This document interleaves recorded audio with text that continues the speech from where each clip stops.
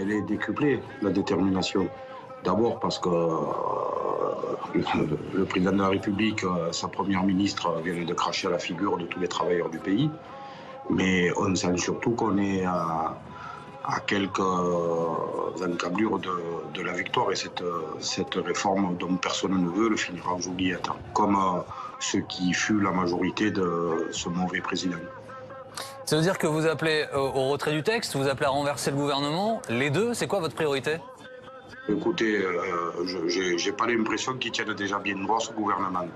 Nous, ce que nous souhaitons, c'est l'abandon complet de cette réforme.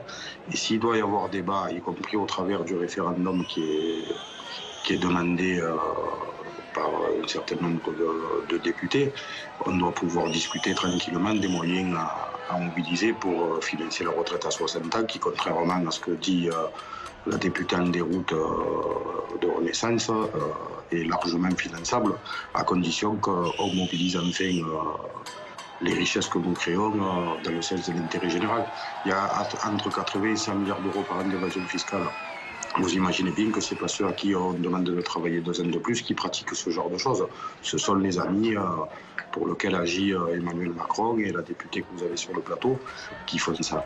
Nous, l'argent, on le met dans l'économie réelle, c'est pour manger, c'est pour se soigner, c'est pour se nourrir, c'est pour se loger. Et ce sont ces gens-là qui vont planquer notre argent à l'étranger.